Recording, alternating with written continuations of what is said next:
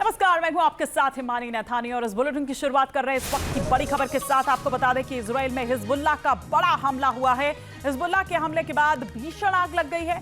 Israel के रिहायशी और जो इंडस्ट्रियल इलाके हैं, जो एरिया है पूरा, वहां पर हमले हो रहे हैं रह रह कर। ये देखिए, ये दूर आसमान में उड़ता काले धुएं का गुब्बार आपको नजर आ रहा होगा। तमाम उसके ठिकाने धधकते हुए, जलते हुए आग की लपटें दिखाई दे रही है। बावजूद इसके कि अभी जब इस्लामाबाद में पीस टॉक्स हुई, वहां पर भी लेबनान को लेकर यह विषय उठाया गया था, जिस पर यूएस हामी भरता हुआ नजर आया था, लेकिन लगता नहीं कि इजराइल पर उसका कोई असर हो रहा है। खैर, वैसे भी वो बातचीत जो है वो बेनतीजा रही। 21 घंटे लंबी वो बातचीत चली, वो बेनतीजा रही। लेकिन उससे पहले जब सीज फायर भी हुआ तो उसमें जो ईरान द्वारा 10 शर्तें रखी गई थी, उसमें सबसे पहली शर्त यही थी कि लेबनान भी इस सीज फायर का हिस्सा है और उसे भी इसमें शामिल किया जाए और उस पर भी हमले रोके जाए। इस बीच इजराइल के दीर अल असद में रॉकेट अटैक किया गया है। रॉकेट अटैक के बाद दीर अल असद में भीषण आग लग गई है।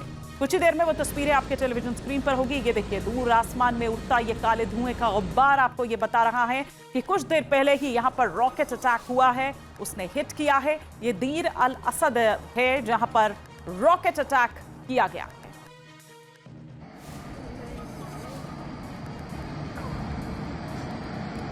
तो तस्वीरें बता रही है कि कुछ देर पहले ही यहां पर अटैक हुआ है और पूरा धुआं धुआं होता हुआ ये शहर दीर अल असद, अलग अलग शहरों में इसी तरह से जो हिजबुल्लाह के स्पेशल ठिकाने हैं उनको टारगेट किया जा रहा है, क्योंकि इजराइल नहीं चाहता कि उसको जरा भी मौका दिया जाए, हिजबुल्लाह को जरा भी मौका दिया जाए और बाद में फिर वो और ताकत के साथ उभरे, वो रीग्रुप खुद को कर ले, रीरूट वो खुद को कर ले और वो फिर से इजराइल के लिए परेशानी बन जाए। अमेरिका और ईरान की जंग फिर शुरू हो सकती है। सीज फायर के बीच दोनों का टकराव चरम पर है। अमेरिकी मीडिया में यह दावा किया जा रहा है कि जल्द ही ईरान पर बड़ा हमला किया जा सकता है।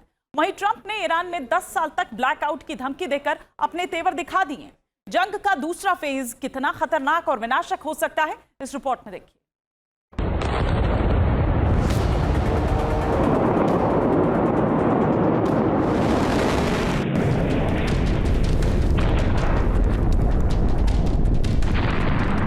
बातचीत फेल हो चुकी है और मिडिल ईस्ट में जंग भड़कने की बिसात बिछने लगी है।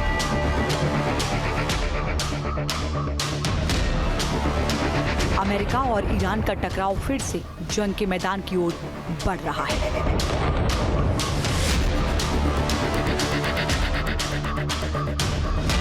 पश्चिम एशिया में फिर से बम और मिसाइलों की बौछार होने वाली है।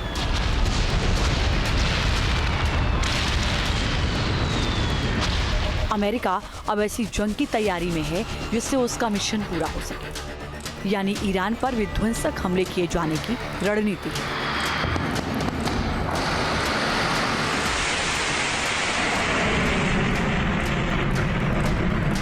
इस्लामाबाद में ईरान और अमेरिका के बीच हुई वार्ता का नाकाम होना पश्चिम एशिया में आने वाले सबसे बड़े सामरिक और राजनीतिक तूफान की आहट है।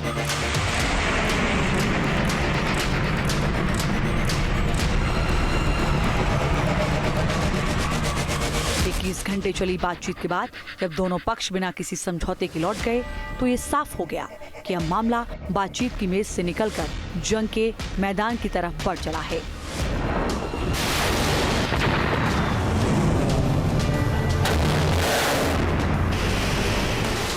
अमेरिकी राष्ट्रपति ट्रंप वार्ता विफल होने पर धमकी दे रहे हैं कि अब चारों ओर से ईरान की घेराबंदी करेंगे और ईरान में जो कुछ बचा है उसे पूरी तरह खत्म करेंगे।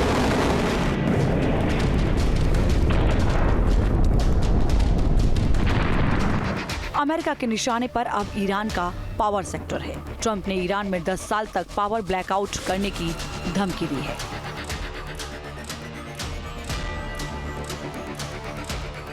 Sure. Well, in the maximum campaign, you can't do any more maximum. We've wiped out their whole country, essentially. The only thing left, really, is their water, which would be very devastating to hit. I would hate to do it. But it's their water, their desalinization plants, their electric generating plants, which are very easy to hit. We could hit them. We could have them all down. And I mean, down like you couldn't have electricity for 10 years. Because it takes you 10 years to build those plants from scratch. You'd never probably be able to build them again, and the bridges. So that's really the only thing. We still have some more missile manufacturing plants. We know every one of them. We will do that. Trump इस बात पर कायम है कि वो किसी भी सूरत में ईरान को परमाणु बम नहीं बनाने देंगे। इसी मुद्दे को लेकर बातचीत नाकाम हो चुकी है, लिहाजा अब एक और विनाशक जंग का खतरा बढ़ गया है।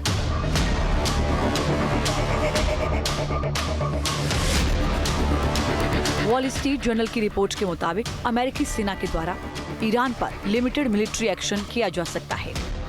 इसके अलावा फुल स्केल अटैक की भी तैयारी की जा रही है। लंबी दूरी के हवाई हमलों के लिए अमेरिका पश्चिम एशिया में एयर टू एयर रिफ्यूलिंग टैंकरों की खेप बढ़ा रहा है। अमेरिका की इस तैयारी के बीच अब इस बात को लेकर टेंशन बढ़ गई है कि आगे क्या होगा। क्या ये टकराव सिर्फ 2 देशों तक सीमित नहीं रहेगा, बल्कि इसका असर पूरी दुनिया पर पड़ सकता है।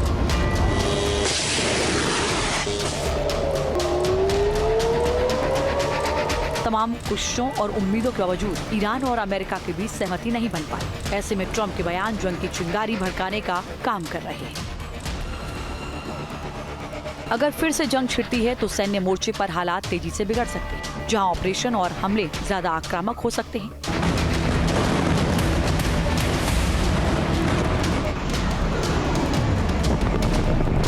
दूसरी ओर अंतर्राष्ट्रीय संबंधों में नए गठजोड़ और तनाव उभर सकते हैं। मतलब थर्ड वर्ल्ड वॉर का बिगुल भी बच सकता है।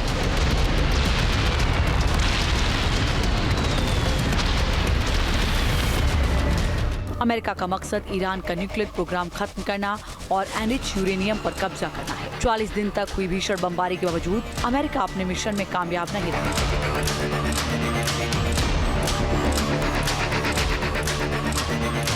इसीलिए अब अगले राउंड के वॉर में बड़ी तबाही की आशंका है।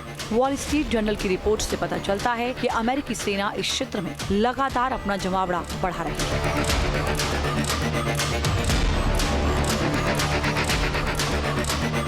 रिपोर्ट में ये कहा गया है कि फाइटर जेट और हमलावर विमान पहले ही क्षेत्र में पहुंच चुके हैं। इसके अलावा अमेरिकी सेना के 28वीं एयरबोर्न डिवीजन के 1500 से 2000 सैनिकों को आने वाले दिनों में तैनात किए जाने की उम्मीद है। अमेरिकी नेवी में बड़ा मूवमेंट चल रहा है। USS George H.W. Bush carrier strike group Atlantic महासागर पार कर रहा है।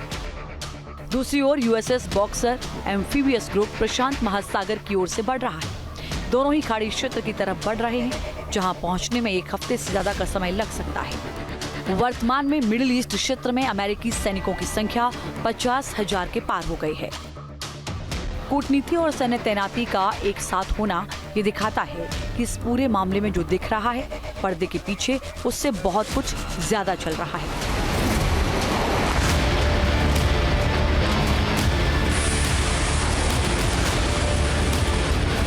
अमेरिका के साथ ही इजराइल भी आक्रामक हमले करने की रणनीति बना रहा है। IDF चीफ ने ईरान के खिलाफ जंगी तैयारी के आदेश दिए हैं।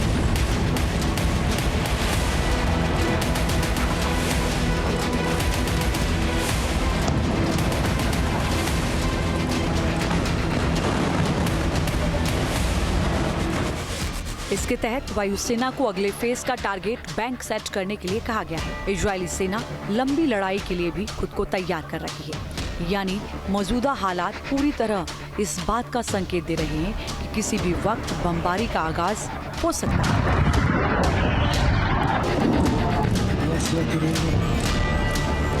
अमेरिका और इजरायल की तैयारी से साफ हो चुका है कि हालात अब सामान्य नहीं हैं। सवाल सिर्फ ये है कि हमला सीज़फायर के दौरान ही हो जाएगा या इसके खत्म होने का इंतजार किया जाएगा।